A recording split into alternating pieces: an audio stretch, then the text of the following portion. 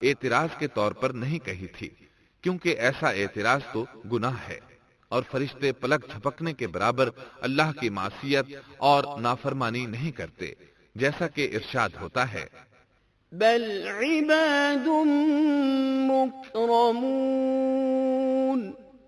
لا يسبقونه بالقول وهم بأمره يعملون،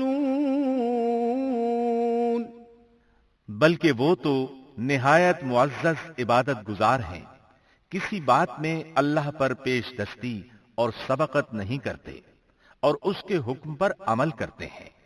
اسی طرح ارشاد ہوتا ہے لا يعصون اللہ ما امرهم ويفعلون ما يؤمرون، اللہ کے حکم کی نافرمانی نہیں کرتے، بلکہ جو حکم دیا جائے بجا لاتے ہیں۔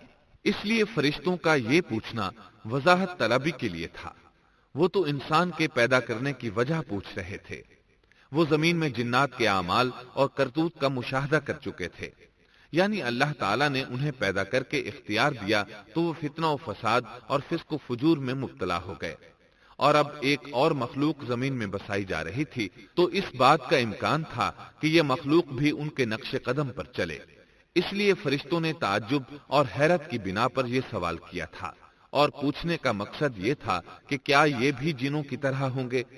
اس طرح انہیں یہ خدشہ لاحق ہوا کہ شاید ان سے اللہ کی عبادت میں کوتاہی یا کمی واقع ہوئی ہے، جس کی وجہ سے اللہ کو نئی مخلوق پیدا کرنا پڑی۔ اس لیے ان کی بات میں یہ بھی تھا کہ ہم تیری حمد اور ثنا بیان کرتے ہیں۔ بہرحال ان کے سوال کے دو مقصد تھے، کیا یہ جنوں کی طرح فساد کرنے والی قوم ہے؟ کیا ہم سے تیری عبادت میں کوتاہی ہوئی ہے؟ اس پر اللہ تعالیٰ نے فرمایا، جو میں جانتا ہوں وہ تم نہیں جانتے۔ اس موقع پر فرشتوں کے ذہنوں میں ایک اور بات بھی آئی، وہ آپس میں کہنے لگے کہ اللہ تعالیٰ جو بھی مخلوق پیدا کرے گا وہ ہم سے زیادہ معزز اور عالم نہیں ہو سکتی۔ یعنی جب فرشتوں نے باقی مخلوقات کا جائزہ لیا، مثلا آسمان، زمین، پہاڑ، جن، چوپایوں وغیرہ کا، تو انہوں نے سوچا یہ ہم سے زیادہ مرتبے والی نہیں ہے، لہذا یہ مخلوق بھی پیدا ہو رہی ہے تو یہ ہم سے زیادہ مرتبہ نہیں رکھتی، یہ ہمارا خاص مقام ہے کہ اللہ کی تسبیح میں مصروف ہیں، کفر سے محفوظ ہیں، ہر حکم بجا لاتے ہیں، اللہ کے تمام احکامات پورے کرتے ہیں، آسمان اور زمین میں اس کا حکم نافذ کرتے ہیں، اور اللہ کے نزدیک ہم سب سے زیادہ شرف والے ہیں۔ لہذا اگر یہ نئی مخلوق انسان بھی پیدا ہو جائے تو کیا ہوا، ہم سے زیادہ معزز اور علم والی تو نہیں ہوگی۔ بہرحال جب اللہ تعالیٰ نے آدم کو پیدا کیا تو زمین کی مٹی لانے کا حکم فرمایا، چنانچہ اللہ تعالیٰ کے پاس مٹی لائی گئی۔ امام ترمذی، ابن حبان اور امام احمد رحمت اللہ علیہم نے ایک حدیث بیان کی ہے جس کے الفاظ کچھ یوں ہیں، ان اللہ تعالی خلق آدم من قبضة قبضها من جميع الارض فجاء بنو آدم على قدر الارض فجاء منهم الأحمر والأبيض والأسود وبين ذلك والسهل والحزن والخبيث والطيب۔ اللہ تعالیٰ نے آدم علیہ السلام کو مٹی کی ایک مٹھی سے پیدا فرمایا، اس مٹی کو اللہ تعالیٰ نے پوری زمین سے اٹھوایا تھا، یہی وجہ ہے کہ آدم کی اولاد زمین کے لحاظ سے ہی ظہور پذیر ہوئی، بعض سرخ رنگ کے ہیں تو بعض سیاہ اور بعض سفید، اور کچھ اس کے درمیان میں ہیں، بعض نیک ہیں، بعض خبیث، اور کچھ پاکیزہ قسم کے ہیں۔ انسان کی تخلیق مٹی سے شروع ہوئی، اس مٹی کو پانی سے تر کیا گیا تو یہ تین بن گئی، اسی وجہ سے قرآن مجید کی بعض آیات میں تراب کا لفظ آیا ہے۔ تراب خشک مٹی کو کہتے ہیں، اور بعض آیات میں تین کا لفظ آیا ہے، تین تر اور بھیگی مٹی کو کہتے ہیں۔ اللہ تعالیٰ فرماتے ہیں خلقہ من تراب، یعنی آدم کو تراب سے پیدا کیا گیا، مٹی کی عام حالت کو تراب کہتے ہیں، اور فرمایا إذ قال ربك للملائكة إني خالق بشرا من طين جب آپ کے رب نے فرشتوں سے کہا کہ میں مٹی سے بشر کو پیدا کرنے والا ہوں، جب اس مٹی کو پانی سے زیادہ بھگویا گیا تو وہ لیسدار ہونا شروع ہو گئی، اسی لیے اللہ تعالیٰ نے فرمایا إنا خلقناهم من طين لازب ہم نے انسان کو لیسدار اور چپکنے والی مٹی سے پیدا کیا۔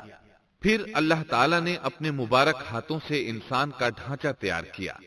اللہ نے فرمایا خلقت بيدي میں نے اپنے دونوں ہاتھوں سے پیدا کیا۔ اللہ تعالیٰ نے انسان کی خلقت فرشتوں کے سپرد نہ کی، بلکہ بذات خود اسے تخلیق کے مراحل سے گزارا اور اپنے ہاتھوں سے اس کی تصویر کشی کی۔ اللہ نے انسان کو پہلے ایک مورتی کی صورت میں ڈھالا، اس کے بعد ایک مقررہ مدت تک چھوڑے رکھا، یہاں تک کہ گیلی مٹی خشک ہو گئی اور اس کا رنگ سیاہ ہو گیا، بدبو آنے لگی، پھر وہ کھنکھناتی مٹی میں بدل گئی اور آخرکار آگ پر پکی ہوئی مٹی یعنی فخار ٹھیکری کی صورت اختیار کر گئی، جس سے مٹکے وغیرہ تیار کیے جاتے ہیں۔ سیاہ مٹی کو ہما ان کہتے ہیں اور بدبودار کو مسنون کہتے ہیں، اور کھنکھنا کر بولنے والی مٹی کو سلسال کہتے ہیں، اور ٹھیکری کی طرح کی مٹی کو الفخار کہتے ہیں۔ مختلف آیات میں یہ الفاظ وارد ہوئے ہیں۔ وَلَقَدْ خَلَقْنَاكُمْ ثُمَّ صَوَّرْنَاكُمْ ہم نے تمہیں پیدا کیا اور پھر ہم ہی نے تمہاری صورت بنائی۔ اور فرمایا وَلَقَدْ خَلَقْنَا الْإِنسَانَ مِنْ صَلْصَالٍ مِنْ حَمَإٍ مَسْنُونٍ اور یقیناً ہم نے انسان کو کھنکھناتی خشک مٹی سے پیدا کیا جو کہ بدبودار اور سیاہ گارے سے خشک ہوئی تھی۔ اور فرمایا خلق الانسان من صلصال كالفخار اللہ نے انسان کو کھنکھناتی مٹی سے پیدا کیا جو کہ ٹھیکری کی طرح تھی۔ ان تمام آیات کریمہ میں کوئی تناقض، تعارض اور اختلاف نہیں، اس لیے کہ ان مختلف آیات میں انسان کو اس کی تخلیق کے مختلف مراحل کی یاد دہانی کرائی گئی ہے۔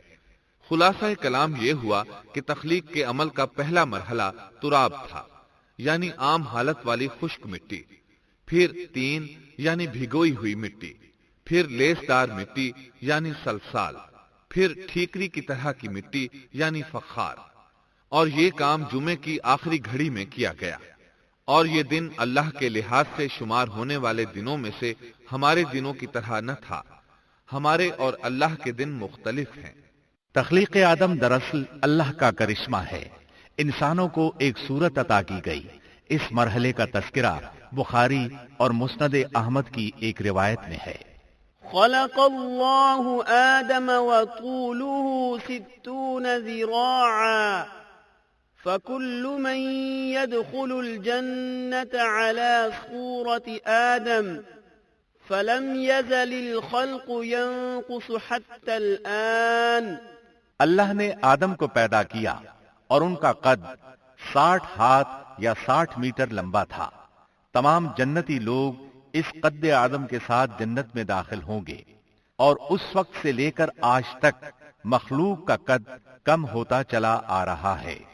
بعد والے لوگ گزشتہ زمانے کے لوگوں سے ہمیشہ چھوٹے قد کے ہوتے چلے آ رہے ہیں۔ بہرحال سب سے پہلے اور سب سے لمبے انسان آدم علیہ السلام تھے۔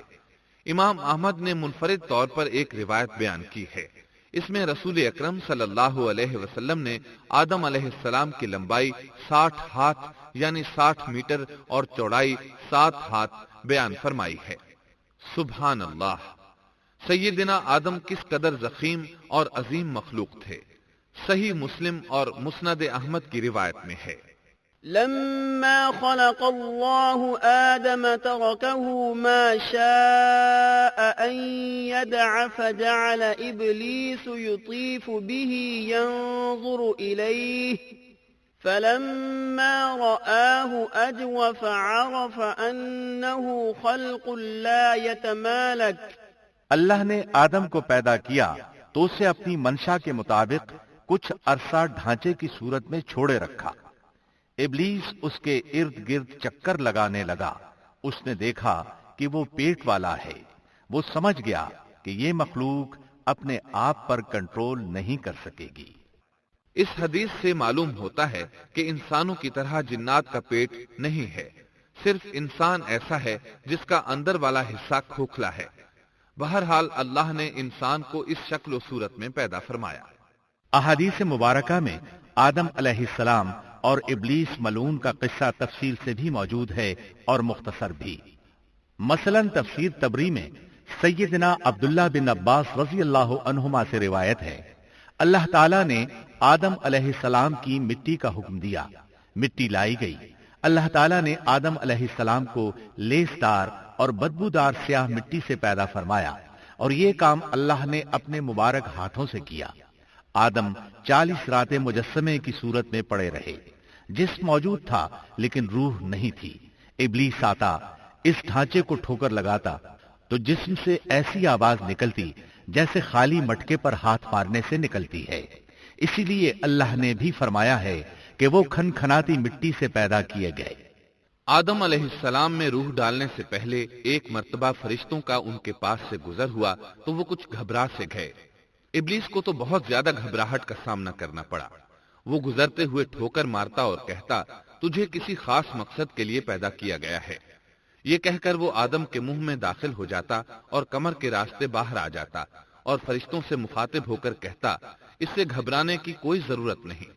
اگر مجھے اس پر مسلط کر دیا گیا تو میں یقیناً اسے ہلاکت میں ڈال دوں گا، اور اگر اسے مجھ پر مسلط کر دیا گیا تو بلا شبہ میں اس کی نافرمانی کروں گا. اندازہ کیجئے وہ تعجب کر رہا ہے کہ انہیں کیوں پیدا کیا گیا ہے. اس کی آدم علیہ السلام سے دشمنی کس قدر پرانی ہے. گویا ابتدا ہی سے یہ عداوت پر ڈٹ گیا تھا. بہرحال اللہ نے آدم میں روح پھونکی. اس مضمون کو قرآن مجید میں جا بجا ذکر کیا گیا ہے. اللہ تعالیٰ فرماتے ہیں، فَإِذَا سَوَّيْتُهُ وَنَفَخْتُ فِيهِ مِنْ رُوحِي فَقَعُوا لَهُ سَاجِدِينَ. جب میں اس کو ٹھیک ٹھاک کر لوں اور اس میں اپنی روح پھونک دوں تو تم سب اس کے سامنے سجدے میں گر پڑنا.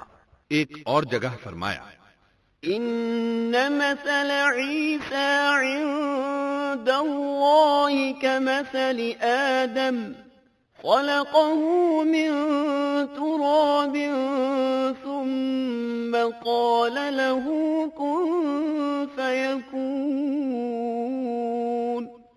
اللہ تعالیٰ کے نزدیک عیسیٰ علیہ السلام کی مثال ہو بہو آدم علیہ السلام کی مثال ہے. اللہ نے انہیں مٹی سے بنا کر کہا ہو جا، وہ ہو گئے. اللہ نے آدم علیہ السلام کو مٹی سے پیدا کیا، اپنے ہاتھوں سے بنایا، پھر اس میں روح پھونکی. اس کا مفصل بیان احادیث میں موجود ہے. جب ان میں روح پھونکی گئی اور ابتدا میں روح جیسے ہی سر کے اندر داخل ہوئی، آدم علیہ السلام کو چھینک آ گئی. فرشتوں نے آدم علیہ السلام سے کہا الحمدللہ کہیے. انہوں نے کہہ دیا. اللہ کی اس تعریف کے جواب میں اللہ تعالیٰ نے فرمایا رحمک ربک، یعنی تجھ پر تیرا رب رحم فرمائے. سبحان اللہ. اللہ ذوالجلال والاکرام نے آدم علیہ السلام میں روح مکمل ہونے سے پہلے ہی انہیں اپنی رحمت سے سرفراز فرما دیا. بہرحال جب روح ان کی آنکھوں میں داخل ہوئی اور انہوں نے جنت کے پھلوں کو دیکھا تو ان میں غور و فکر کرنے لگے. جب روح پیٹ میں داخل ہوئی تو کھانے کی طلب محسوس ہوئی. ابھی روح ٹانگوں تک پہنچی نہیں اور کھانے کی خواہش پہلے ہی محسوس ہونے لگی. اس جلد بازی اور عجلت کی وجہ سے اللہ تعالیٰ نے فرمایا خلق الانسان من عجل. انسان جلد باز مخلوق ہے.